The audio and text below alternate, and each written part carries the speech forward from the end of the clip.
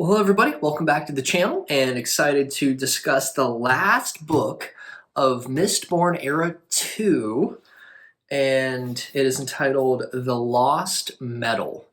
Lost Metal. This is an incredible book, very thick, pretty much one of the thicker Mistborn books, but in it, Brandon Sanderson is going to tie together and bring to a close the story of Wax and Wayne, Marasi, Steris, and all of the other characters.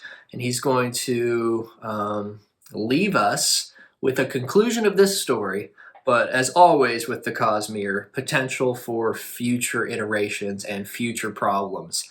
We're going to begin with this book, and really I'm just going to unpack for you part one of the book and sort of hopefully inspire you to check out the rest yourself. But part one is going to begin with Wax now stepping into the role as a senator in Ellendale. And he's going to be a senator who is trying to motivate and call together other senators to stop treating the surrounding cities and the surrounding communities other than Ellendale as lesser citizens. And it's sort of this pride and arrogance that we are sophisticated, we're developed, and everyone else is just unintelligent and couldn't possibly survive without us. Wax is really making a big push. We need to respect them. We actually need to empower them to become independent. And that is not a popular message. Well, meanwhile, we flash over to Marasi and Wayne, who are underground walking through a sewer, which is a funny way to start the story for them. And they are trying to investigate an underground set base. They've heard about it and they're trying to find out where do these sewers connect to it, and sure enough, it does. And they meet one of the managers of the set, reasonably higher up, but not one of the big wigs of the set organization. But this individual is called a cycle, and very strong, very powerful. And when they meet him and he sees Marasi and Wayne, his eyes begin to glow red. He takes on even more weight, even more strength, and a huge fight ensues. Only after a lot of effort is used up are Marasi and Wayne able to defeat him, and they even more discover that his weight and his strength is added by hemalurgic spikes. So this guy's got pretty much everything that he is using as far as allomancy and those types of powers here in the Mistborn world. And he is using them to fight them. Before he dies, he tells them that Trell is looking for hosts as he begins to take over the world. It's really one of the first times that they have heard the word Trell, and so the team is all going to get back together and they're going to debrief and discuss their plans to deal with this unknown entity named Trell. They're going to try to figure out how the set is connected to him and what he's really trying to accomplish and how he's trying to use the set to do that.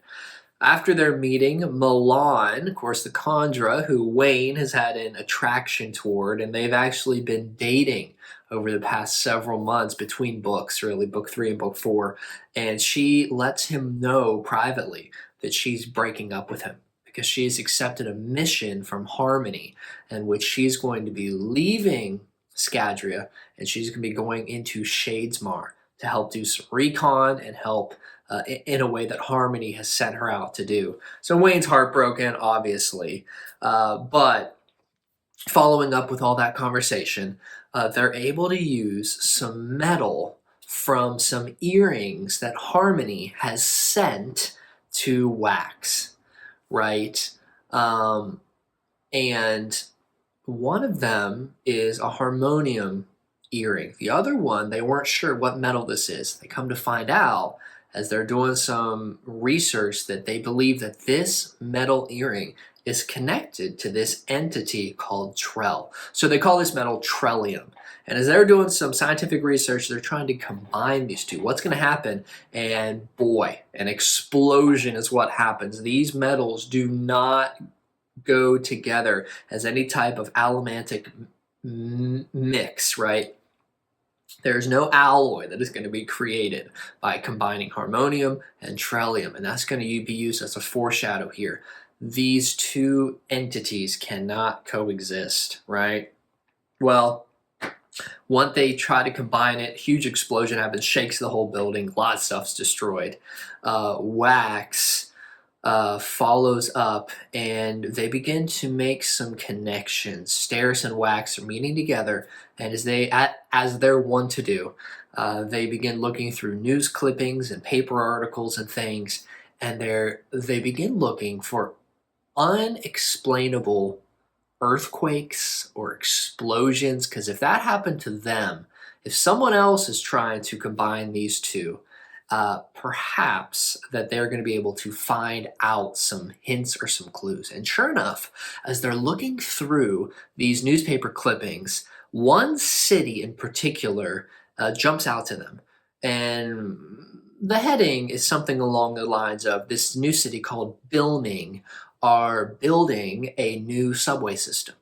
And it's been going on for a while with earthquakes happening pretty regularly. However, as they do some more digging, there's no sign of a subway system or a train or any type of track being laid.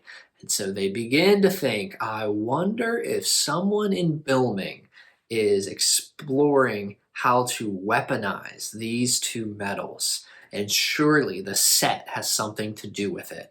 Well, Wax knows that they're probably a little bit out of their depth now. And so he begrudgingly puts in his earring where he's going to be able to communicate with Harmony. Now, you know from the previous 3 books, he and Harmony have a love-hate relationship that is mostly just turned into a hate-hate relationship.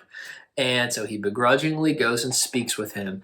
And Harmony, probably knowing that Wax already has no trust for what he's telling him, puts down all pretenses and just tells him the truth as it is. And what's the truth? Another shard, another god is trying to move into the system called autonomy. And she is not going to take over the planet peacefully. She is going to destroy Ellendale, and she is going to try to kill Harmony, taking his powers into her. The problem comes that Harmony is blinded by sort of autonomy's powers.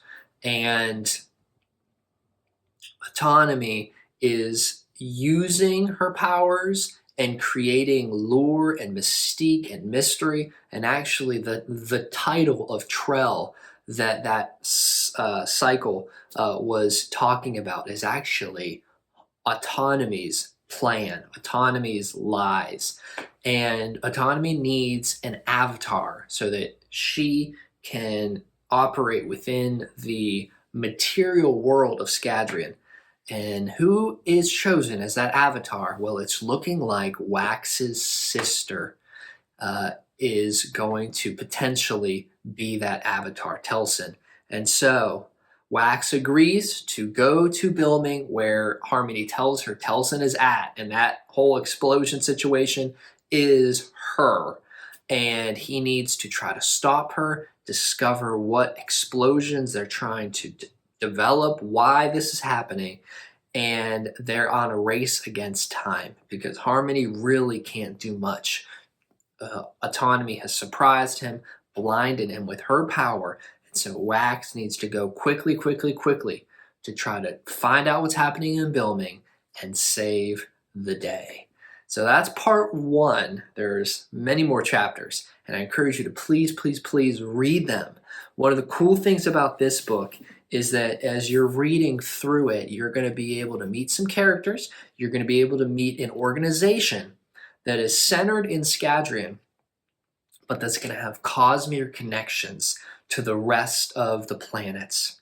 And not too much of a spoiler, but the name of that organization is called the Ghost Bloods. And who the Ghost Bloods are, what they're trying to do, and who is organizing them, you're going to find out in this book. So it's very rewarding. It's a great story, number 1. We love our characters, but there's even more implication. So check it out. Book 4, Mistborn Era 2, The Lost Metal, and let me know what you think about it. Thank you so much. We'll see you on the next video.